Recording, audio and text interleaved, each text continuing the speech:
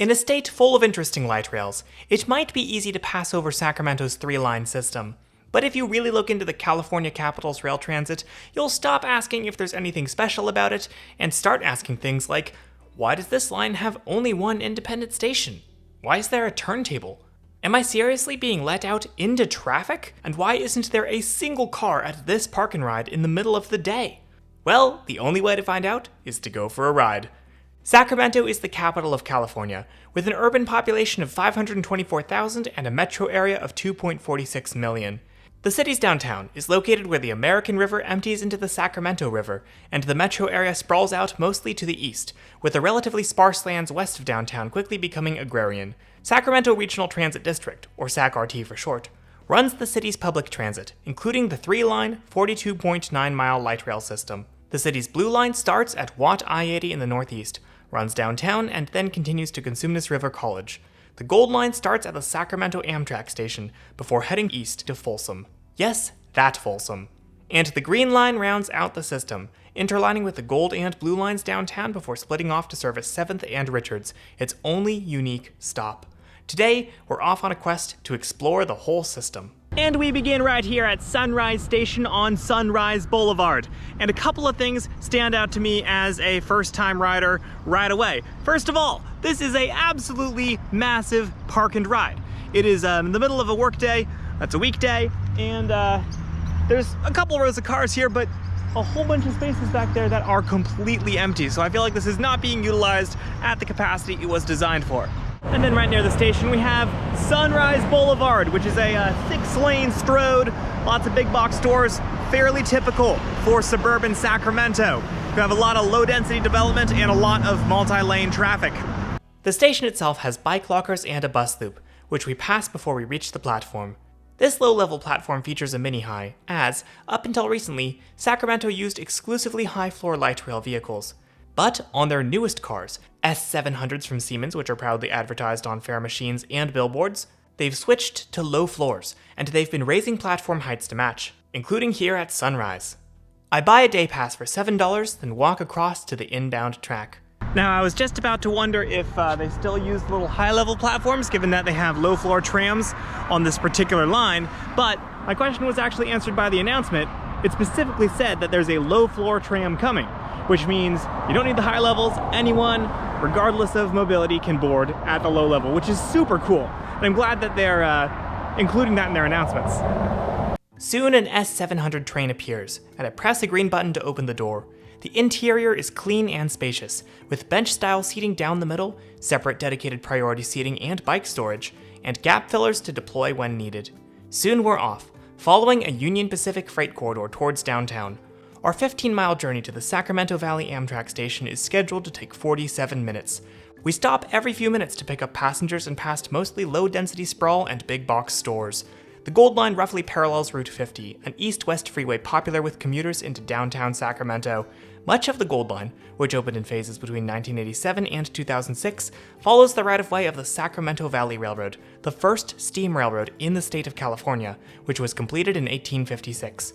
We fly over the tracks used by Amtrak San Joaquin's and under Route 50 before arriving at University 65th Street, which serves California State University, Sacramento.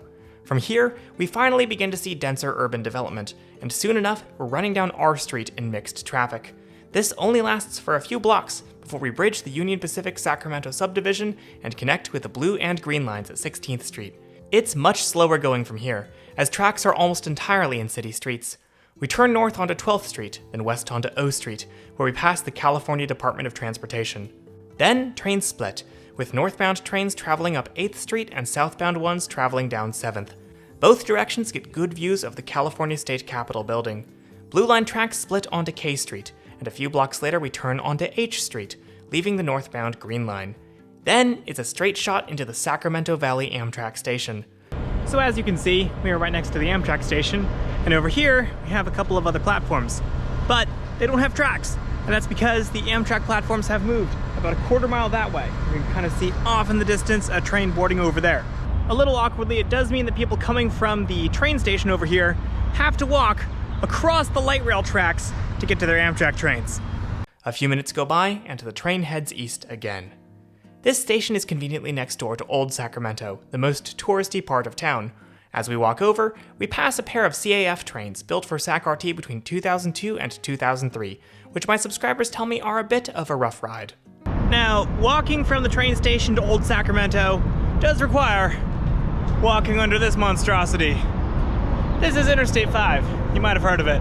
Indeed, elevated freeways like I-5 crisscross the city of Sacramento and its surrounding suburbs, offering a smooth, fast, and relatively comfortable driving experience. I could drive from here back to Sunrise in less than half the time the light rail takes, provided there's no traffic. And this leads to a bit of an uncomfortable truth about Sacramento, at least for the types of people who usually watch my videos. Sacramento is a car city. Everything I've experienced here is built around driving. It's actually fairly easy to drive compared to driving in Philadelphia, where I'm from, at the time. It's built more for someone who is in an automobile and much less so for someone who is on foot like I am right now or taking transit. Freeways have been a crucial part of Sacramento life ever since they were built in the mid-20th century, but a few residents remember a time before them, like my grandfather. We lived on east of Sacramento, so we had to go through Sacramento to go to San Francisco, and there were no freeways at all. You just go through stop-and-go traffic in Sacramento to get to San Francisco. So it's a whole different world. Old Sacramento harkens back to a time long before freeways or Grandpa Doug, when sidewalks were wooden boards, everything was walkable, and ice cream didn't cost tourist prices.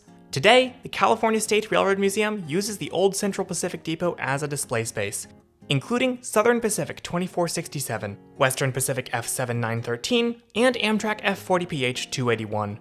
Santa Fe Steamer 2925 sits outside as well, along with a passenger car painted in Southern Pacific's famous daylight scheme. Excursion trains will sometimes depart from here for trips down the city waterfront. We head through a mural-filled tunnel under the freeway, and wind up in a much more modern pedestrian space. You know, I really like this about California. You can have a shopping mall that you can just kind of wander into, because it's all outdoors. Apparently public schools are like that as well. It's just such a foreign concept to me as an East Coaster. This gives way to the Golden One Center, home of the city's NBA team, the Sacramento Kings. It's just steps away from 7th Street and its light rail tracks. We are here in the capital of the richest state in the country. As you can see, their mass transit system is being held up by a pickup truck. On K Street, we cross the Blue Line tracks and find an homage to a better endowed transit system. A block later, the eastbound Blue Line curves from 8th to K Streets, and the northbound Gold Line crosses the westbound Blue Line. A Gold Line train heads north towards the Amtrak station, and a Blue Line train heads west down K Street. This is the first Siemens U2A that we've seen, the original model used on the system. You know, as I'm walking downtown, I'm hearing just constantly the chime of the light rail bell. It must be super annoying for people who work here, or maybe they just tune it out. But everywhere, it's ding, ding, ding, ding. 8th and Capitol stations located in an underpass underneath a government building, where a Blue Line train arrives. This will take us north to Watt I-80. The Sacramento Light Rail operates on a proof-of-payment system like most American light rails, but unlike most American light rails, at least that I've ridden, a transit ambassador actually checks my ticket when I board the train. They will go on to kick people off the train at subsequent stations due to not having their fare, and I will continue to have my fare checked throughout the day. We cruise up 12th Street and over the American River and its respective parkway. From here, we swing around to Del Paso Boulevard and Arden Way. Communities here seem a little more dense and walkable than along the Gold Line, but the further we go, the sprawlier it becomes. Then we turn north to parallel the Union Pacific right-of-way and pass the system's yard and maintenance facility.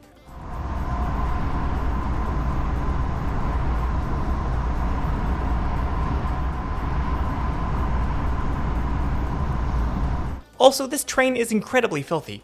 Massive downgrade from this morning's ride. Near the end of the line, we leave Union Pacific territory and enter a freeway. Yes, this is a freeway, just not one that was ever finished. Originally slated to be part of Interstate 80, this right-of-way instead became the northern end of the Blue Line. Eventually, we end up in the median of I-80, which is wide enough to hold parking spaces and an access road, before coming to a stop at Watt I-80, the northern terminus. This is perhaps the most uninviting rapid transit station I've ever been to, with constant traffic noise and everything under construction. Welcome to Watt I-80, where the platform is in a highway median underneath the boulevard. But I'm still waiting for the next train, for a very special reason.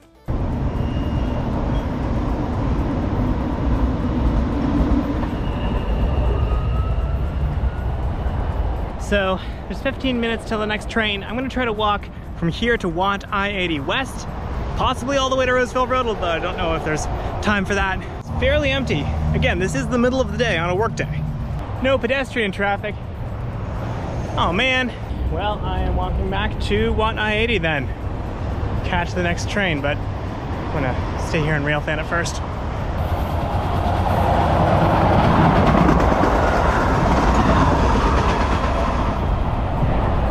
Now time to jog back to the platform to make sure I don't miss it coming out. Freeways and sprawl seem to have completely overtaken this area, so I asked Grandpa Doug what it was like before all that. Imagine you're at Wadden Highway 80. That was fields everywhere. My brother and I had to go out with my dad. We'd take our .22 rifles. We'd do target practice out in the middle of what's now completely traffic jams. If you'd like to hear more of Grandpa Doug's stories, head over to my Patreon, where supporters can get early access to videos, bonus content, and access to my Patreon Discord, where I can help you make your own train videos. We pass some under construction TOD, cross the river again, and find ourselves at 12th and I, a station with an interesting layout.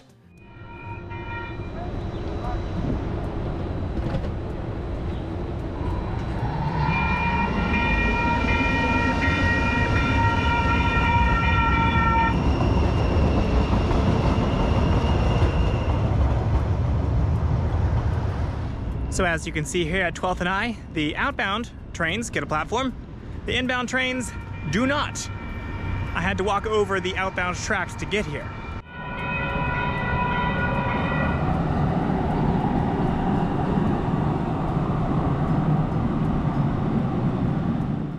Back on K Street, a car passes with a beautiful mural on the sides.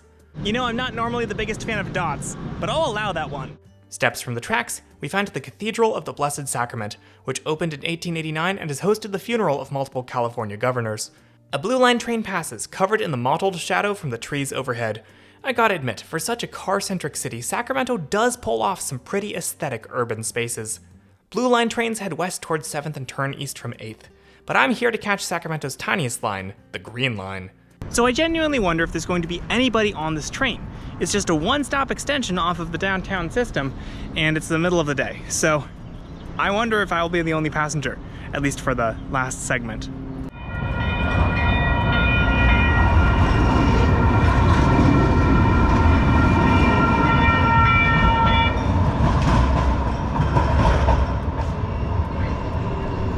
Wait, it stops over there? What the heck? Oh no, oh no, oh no, oh no. Come on. Wait for me, wait for me, wait for me. Okay, that's confusing.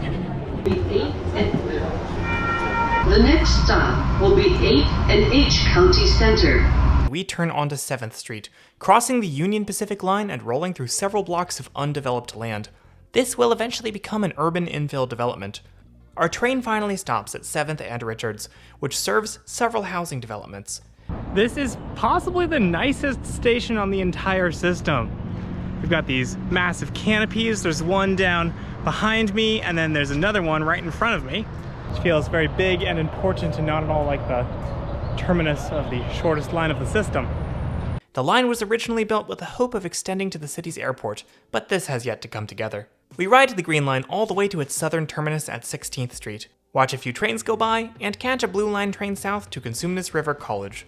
We roll south, following the Union Pacific through inner suburbia. This part of the line opened in sections between 2003 and 2015.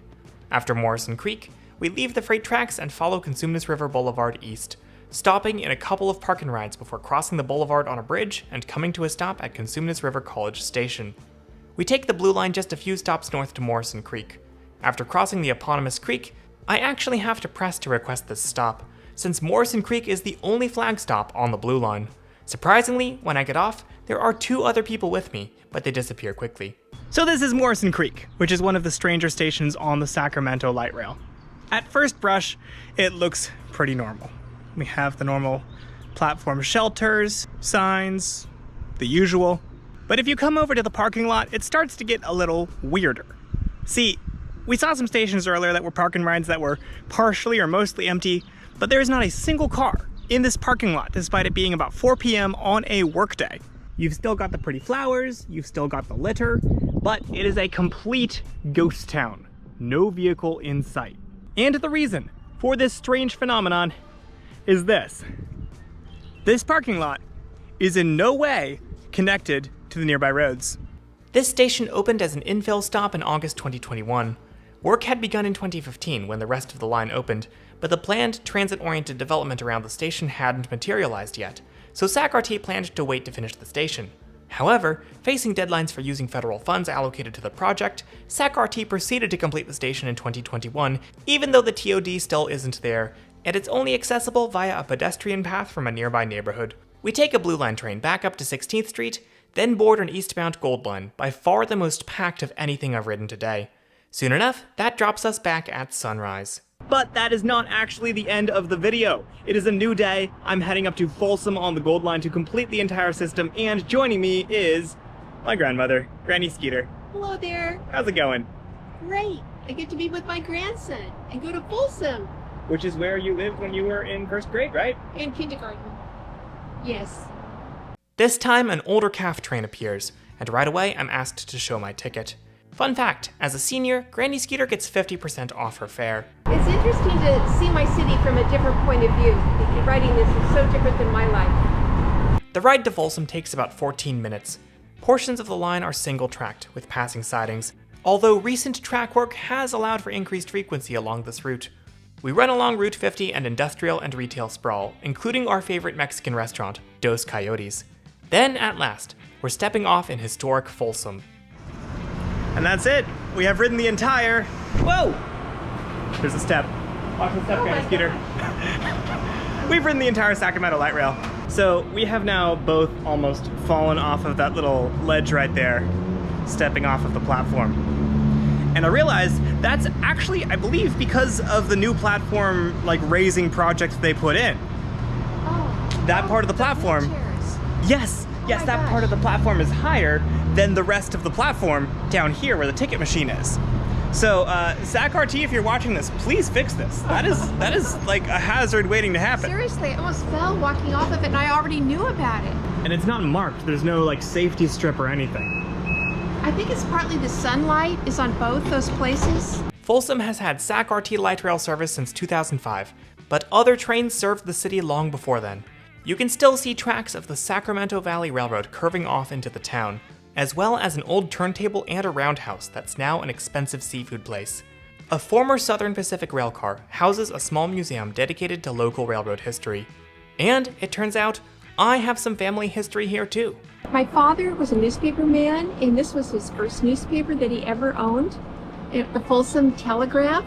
We set out in search of Grandpa Harvey's old newspaper office. We found a plaque as we were looking, which says, 1856 to 1940, Granite City Journal, Folsom Telegraph. So your dad would have owned the newspaper after that, Yeah. but this is where you remember it being. But it must have been in about 1952 that he owned it. 52 to 54. In the end, we weren't entirely sure where he worked, but it was still fun to explore and reminisce. Heading back to Sunrise, Granny Skeeter asked me how it felt to be visiting where my great-grandfather had once worked. Skipping right over sentimentality, I said that I thought it made great content, then realized that since Grandpa Harvey was a newspaperman, he'd probably respect that take.